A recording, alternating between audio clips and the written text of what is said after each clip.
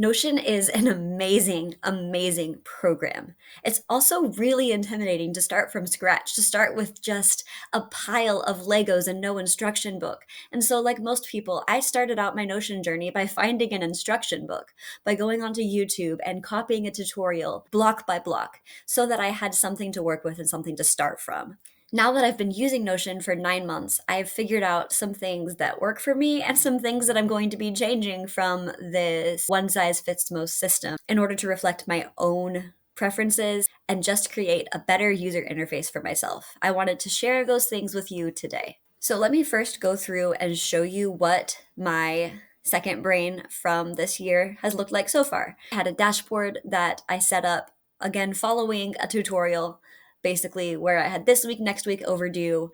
I created a little quick actions where I could start my day in a journal.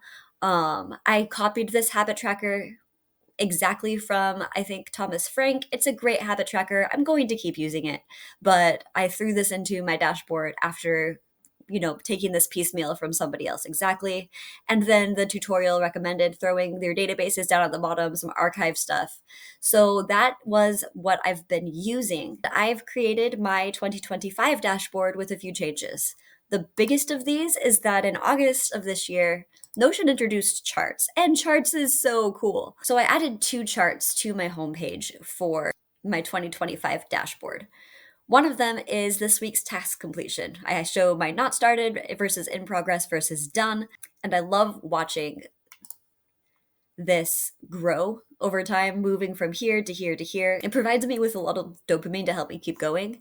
And then my plan is to start tracking my finances, which we're going to get to, but I think it's going to be useful for me to look at my money in a line graph right away on my homepage. So you'll notice here that I went from just a start my day button to 4 buttons: start my day, update finances, itch list, and projects. The start my day button still works really well for me, so I'm still using it to pull up the same questions that I have in my Life OS, which I will be updating for 2025 as well. Look for a video on that soon. I have a link to today's tasks. I can go through what my most important tasks are, some of the obstacles in the way. All of that is in my start my day button.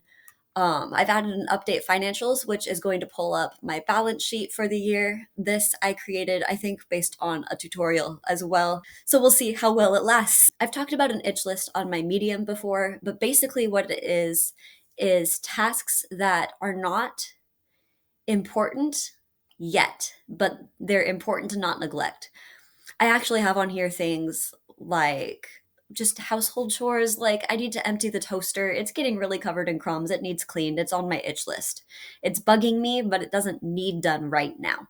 I even have some video game quests that I've been behind on that I want to check off on there just for like the days when I'm really struggling and I want something to check off. And then a quick link to all of my projects, not just this month's project, is also in my sideboard here. I've kept my same habit tracker. I also have, this is the occupational therapy I have for wrist recovery from my injury. And then my system, I added just a heading, and then I have these little toggles where my project management is separate from my personal development and so on. One thing that I'm really hoping is going to work for me is moving my finances over into Notion. I've been using the same Excel spreadsheet since 2016 to track my business.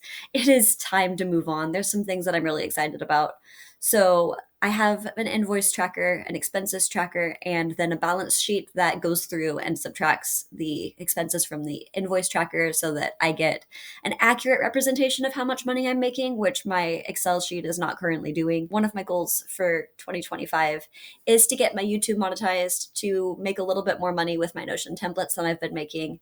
And I think tracking those expenses separately, the fees that I pay on Etsy or eventually Notion Marketplace, hopefully, that all of these will be more accurately represented in the work that I'm doing and in my finances, because like my Etsy business, I realized most likely I didn't end up making any profit from this year, even though I made a couple $100. I think I ended up spending all of it and maybe a little bit more in making it happen. And I want to be more cognizant of that because like that's kind of ruins the point, right? If I'm paying people to buy my things. So those are the main things that I'm doing differently for 2025, making sure that I'm tracking the information that's most important to me, including tracking it visually, which makes a big difference in my life, and then making sure that the things that I use most often right at hand, easy to reach, and easy to check off of my list. I'm curious if you've been using Notion for a while, how you end up switching things as you learn how to best use the system to fit your brain. I think it's one of the most powerful things that Notion is good at is adapting to the workflow of whoever's using it just by being able to update how you use the different Lego blocks. So even though I was intimidated by just like having access to all of these Legos without any instruction manuals, in the end I think I was able to build something that is making my life honestly a lot better and more productive and more focused on the things that matter to me. And I'm curious how Notion works for you in that way.